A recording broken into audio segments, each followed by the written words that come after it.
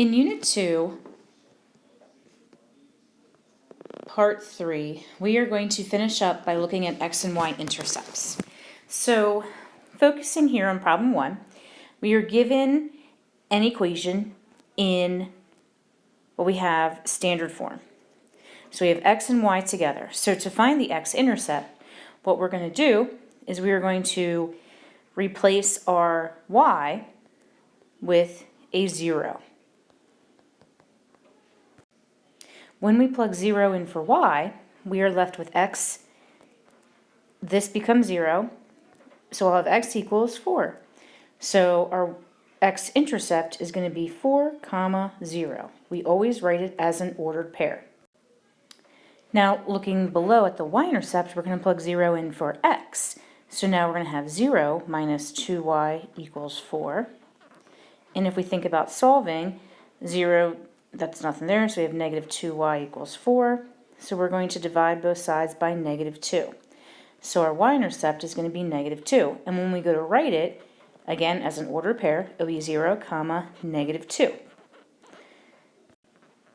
Looking at number 2, we are going to find the x-intercept. So we're going to start by taking 3x plus 6 times 0 equals 24. So we're plugging 0 in for y.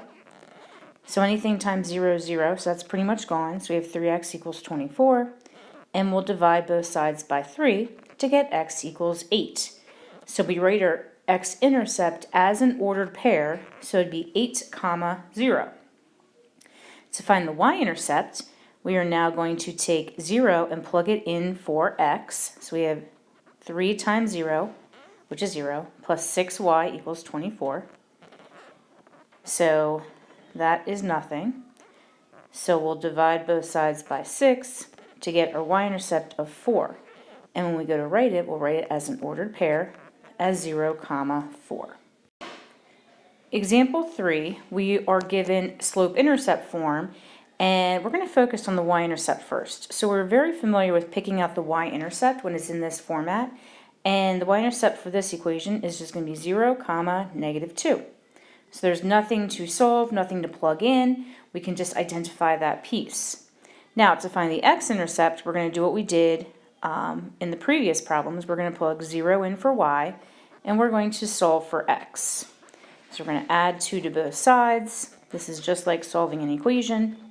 So 2 equals 5x. We'll divide both sides by 5 to get x is 2 over 5, or you could write it as 0.4.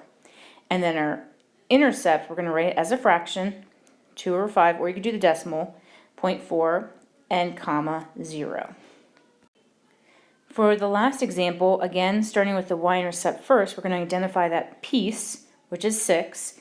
And when we go to write our y-intercept, it's going to be 0, 6. To find our x-intercept, we're going to plug 0 in for y, and we're going to solve for x. If you would rather make that 1/2 0.5, you could do that instead.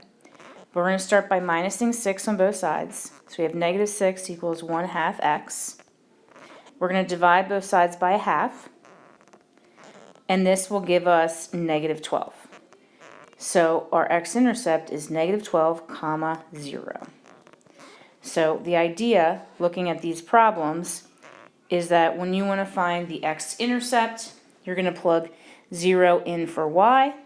When you want to find the y-intercept, you're going to plug 0 in for x.